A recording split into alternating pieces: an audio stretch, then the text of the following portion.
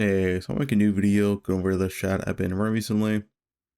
Of course, I've been running Abyss. If you've been watching my stream, I want to go everything about Abyss. How do you roll the maps? Is Abyss good or not? And all that. But first, let's just talk about Atlas strategy. So this is the standard Abyss Atlas tree. I think a bunch of other people run the same, exact tree. You have a couple options here, which I'll go over real quick. So first, you can use Gilded or Wing Scarabs. Personally, I do 4 Wing Scarabs. I think it's very well worth it if you have nice, high average Wildwood values. If you're pretty, new to Wildwood, you're still not that good, I recommend to stick to Gilded until you get better at Wildwood, as Wing gets way more value the higher your average is. The second thing is, use a few things you can change in the tree. So the first thing is, you can take out these ritual nodes right here for Legion duration. So if you have trouble breaking out Legion, outside of that, you can run this Harbinger Scarab, or you can run a Bestiary Scarab. So I personally like Harbinger. It's really nice for Beyond. It has a lot of rares, good conversion loot, but Bestiary Scarab is also pretty good. If you do take Bestiary Scarab, do take these 2 small nodes right here. Yeah, whichever one you want to run, it's up to you. I just personally prefer Harbinger. Next thing is the 4th compass. So there's 3 compasses you can use, and it depends on what type of map you run for this Abyss strat. So you always want to run a +2 projectile map, but there's 3 different maps you can run essentially. You can either run an 8 mod map. So an 8 mod map, it's just 8 mods, right? Regular, standard, high quant, high monster pack size. Problem with 8 mod maps, they usually don't come with a Deli Orb. So if you run an 8 mod map, you have to use a Delirium Mirror Compass. Now, if you self-roll your maps, which I'll go over in a second how you make self-roll maps, there's 2 options here. You either run the unID'd Sextant, if when you corrupt it goes unID'd, or if it's just a regular 6 mod map, like this, then you can just use a magic pack size compass. So yeah, depending on which type of map you're running, you have to change your 4th compass. But the other 3 are standard, and that's just Beyond, Legion, and Abyss, as you're trying to max your Legion and Abyss spawn, so a maximum amount of rares per a map. And of course, you have some, virtual spawn chance and Beyond, as always. So yeah, here's how you make the map real quick. So it could be tier 14 or tier 16. You can just gather these yourself by running Jungle Valley maps. You'll easily self-sustain. All you do is chisel to 20%. You would alk it. You would then Deli Orb, and then you would essentially just use Chaos, preferably in like a quad tab like this, or in a regular tab. You just spam Chaos on a bunch of maps until it pops up with your regex. So for projectiles, you have to always have OJ in it. So you would make your regex on pv.re, and then you spam Chaos until eventually some maps light up with like plus proj. Then you would want to exalt it twice, and hopefully it stays within your regex. And then if it does, you would want to Val Orb.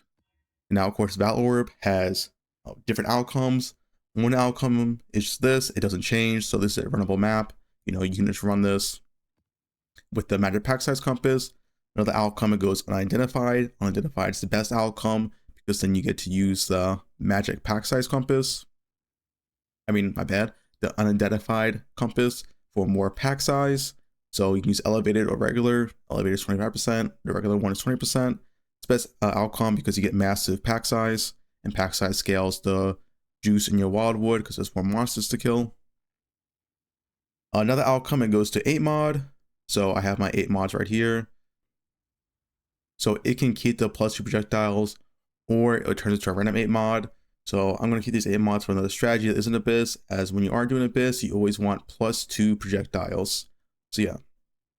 Now, yeah, so if it goes this, just for another different strategy. Another outcome, it just essentially randomizes the map, so it has different mods. It's still 6 mod, but it won't have +2 projectiles. If that happens, the map is completely bricked. And I believe the last outcome is just Val Temple map. So once again, a complete brick. So yeah, with this method, 3 out of the 5 maps are essentially usable and good. So it's not too bad early maps. Now, of course, 6 mods aren't the best, but it's still a cheap method. And yeah, your last essentially thing you can do if you don't want to roll your own maps is just buy from TFT, but the maps are 2 divines each. While doing this method, the maps are a lot cheaper, and you do just self-sustain, so no trading is required. outside of the daily orbs, which, yeah, you will have to buy. Yeah, you can do either method you want, self-roll or buy from TFT, but hopefully that explains on how you make your own 8 mod plus 2 projectile maps. Last thing I want to talk about real quick is, how worth it is Abyss? How good is it? I'm pretty known for like the older person not doing Abyss. So why did I change to Abyss? So this is my opinions on Abyss. It's very strong if you have high wildwood averages and you're willing to leave like, half your maps, legitimately half your maps you are willing to leave. Because Abyss on low juice maps just isn't worth it. If you're in a 5k map, 4k map, Abyss feels like a complete waste of time. But if you have like 7k, 8k, 9k, Abyss feels really, really good. So that's essentially my thoughts on Abyss is if you're still new to Wildwood, like you don't get that high averages, you don't like leaving maps, then Abyss isn't going to serve you well. That just feels like a complete waste of time on low juice maps. Compared to Legion boxes, since it's so fast to run a map, it feels completely fine to run on like 5k or 4k juice maps. Now personally, in my opinion, when you get good at Wildwood, you should always be leaving maps under 6k. But if you're still learning, then, it's still fine to do those 4 or 5k maps. So yeah, that's my essential thoughts on Abyss.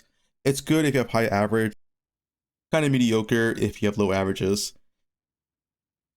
But yeah, that's the whole video. If you have any questions, feel free to comment below. I also stream daily on Twitch, of course. But yeah, that's about it.